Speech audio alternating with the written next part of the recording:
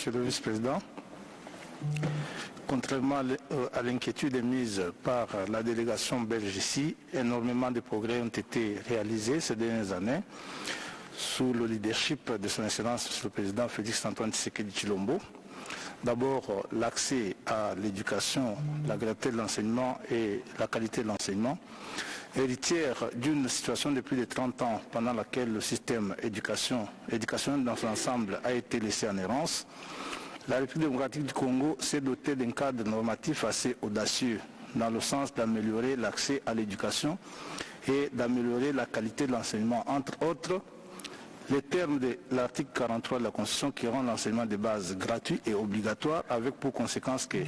6 millions d'enfants, dont la moitié constituée de jeunes filles, retrouvent le chemin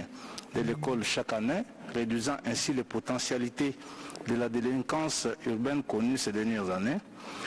L'allocation de 23% du budget national à l'enseignement, qui traduit la volonté du pays à assurer et à améliorer la qualité de l'enseignement et à formaliser ce droit, l'un des plus sacrés de notre Constitution. L'allocation de moyens supplémentaires au projet d'infrastructure ayant conduit à l'érection de plusieurs écoles et centres de formation professionnelle en faveur des populations, surtout des milieux ruraux, et la multiplication par 10 du nombre d'enseignants pris en charge par l'État et la construction de 5 universités en seulement 5 ans.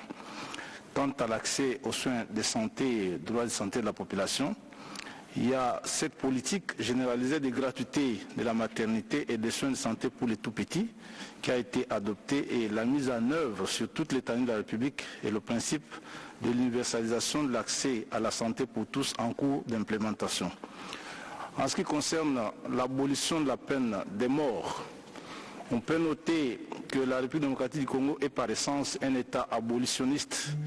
Depuis bientôt 50 ans, elle n'a pas exécuté la peine de mort, bien que consacrée par sa législation pénale, à l'exception de quelques cas perpétrés sous la coupe de troupes rwandaises lors de la gouvernance de la rébellion de 1997. La levée du moratoire sur la peine de mort est une mesure administrative qui n'a pas changé cette vocation. Elle se justifie dans un contexte d'une criminalité imbriquée, plus précisément d'une impunité généralisée dans les zones de conflit, en particulier, et des violences urbaines. Depuis la levée de ce moratoire, aucune exécution n'est constatée et le Parlement congolais travaille sur des mesures permettant d'éviter toutes sortes d'abus en cette matière. Sur ce qui est de la protection de l'environnement et des espèces naturelles et la lutte contre les changements climatiques, c'est des principes auxquels la République démocratique du Congo tient absolument, malgré les abus actuels commis par l'armée rwandaise, plus précisément dans le parc de Virunga, où des espèces protégées sont livrées à des pillages inacceptables. La République démocratique du Congo s'inscrit dans la droite ligne de la lutte contre toute forme d'atteinte à l'environnement à travers ses instruments juridiques légaux, la protection de l'environnement et des espèces naturelles telles que prônées par ce pays, qui consiste à éradiquer toute atteinte ou à l'impossible à les réduire au maximum.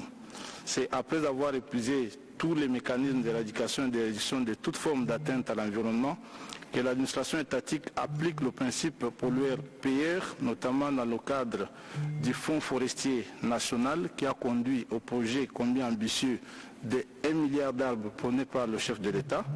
mais aussi l'article 53 de la Constitution prône ce principe comme un principe irréversible de nos politiques nationales. Il y a eu dans les lignes la création de l'inspection des mines et l'Agence congolaise pour l'environnement. En ce qui concerne la législation et l'adoption des lois par le Parlement, depuis l'avènement de la nouvelle Constitution, la législation congolaise en matière de droits de l'homme est l'une des plus révolutionnaires, si pas du continent, mais du monde. Des thématiques très importantes ont été développées et formalisées en loi depuis une dizaine d'années et de manière très progressive en conformité avec les engagements internationaux du pays. L'on peut de manière non exhaustive citer la loi portant institution, organisation et fonctionnement de la Commission nationale des droits de l'homme, la ratification de la Convention nationale des droits de l'homme, la ratification de la Convention nationale sur les droits de l'enfant, la réforme du code pénal qui redéfinit la notion de viol afin de protéger les filles de mariage précoce et non consenti, l'adoption des lois sur les peuples autochtones, la loi relative à la protection de la responsabilité défenseur des droits humains, la loi sur la protection des personnes vivant avec handicap, la loi sur la protection des personnes vivant avec le VIH-Sida et la loi sur la modalité d'exercice des libertés de presse, qui constitue un socle important de la volonté du pays dans son ensemble à faire triompher la cause des droits de l'homme. Quant au discours de haine qui n'existe nulle part en RDC, il n'est qu'une surenchère publicitaire des prédateurs de nos richesses.